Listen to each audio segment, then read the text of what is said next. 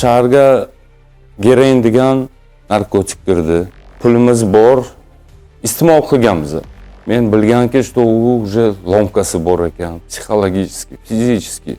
Tirik qolishi menday masalan mingtadan даже bir kishi qolmaydi. Bu narsa o'ldiradi.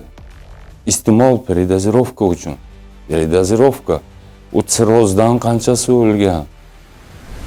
Bugun jamiyatimiz oldida turgan eng og'riqli muammolardan biri narkotik moddalarning inson salomatligi va kelajagiga ko'rsatadigan halokatli ta'siridir.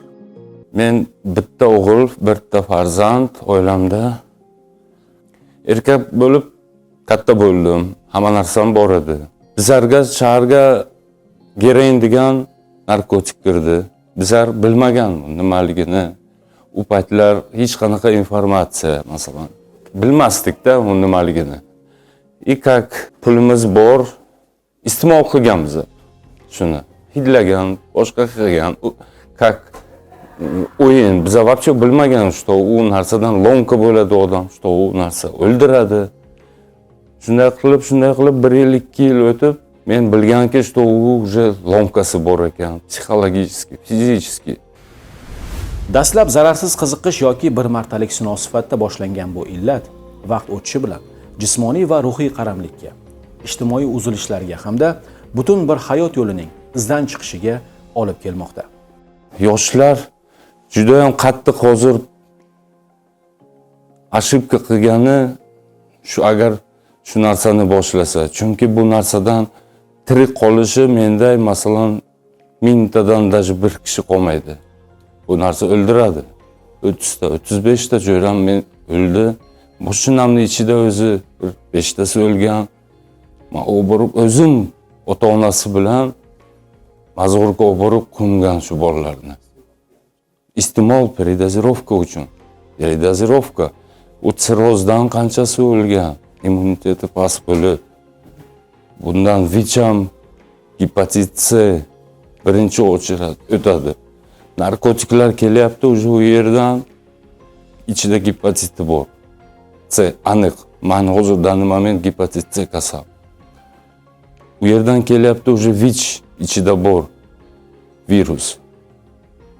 Shuni bolalar tushunmasdan, hech narsa emas, aptekadan men shpris olib qilaman deydi-yu, lekin u xato, u уже narkotikning ichida уже bor viruslar.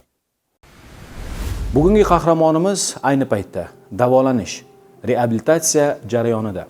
U o'z boshdan kechirganlari orqali giyohvandlikning naqadar ayovsiz ekanini chuqur his etgan inson. Eng achinarlisi, narkotik moddalarni iste'mol qilib yurgan ko'plab o'rtoqlari va atrofdagi tanishlari bugun hayotda yo'q. U esa tirik qolganini tasodif emas, balki ogohlantiruvchi bir imkon deb biladi. Hozir men 13-sonli jazo ijro etish koloniyasiga kelib, to'g'risini aytaman.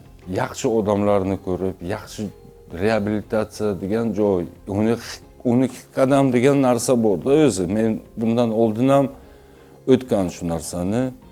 Juda ham yordam beradigan narsa bu.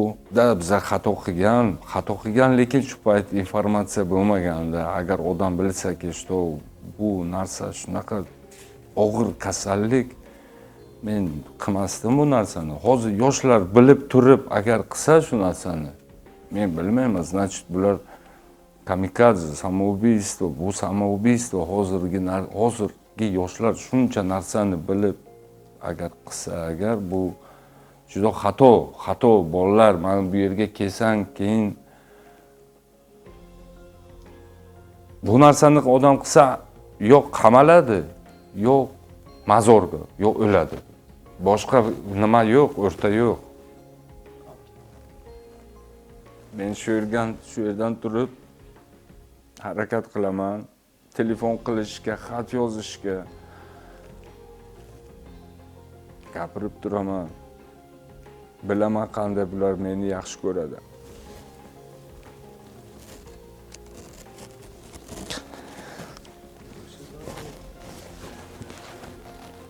Agar maktabga borsa, men qo'rqaman shu narsadan keyin. Bironta bola bilib dadan sani qamoqda, dadan sani narkoman desa, bola o'zini qanday unga neudobno bo'ladi ota uchun. Yoshlar, mana shu bugun o'tyaptimi, Xudoga shukr qilinglar. Nafas olyapsizlar, hamma narsalaringiz bo'lsa, chiroyli yurib, chiroyli. Bu narkomaniya, bu sizlarga kerak emas bu narsa. Qamalsang, sani значит Xudo yaxshi ko'radi, qamalsang, atak o'lasizlar. Ushbu hikoya orqali biz narkotik moddalarning inson hayoti va kelajagini qanday barbod qilishini yana bir bor eslatmoqchimiz. Ogoh bo'ling.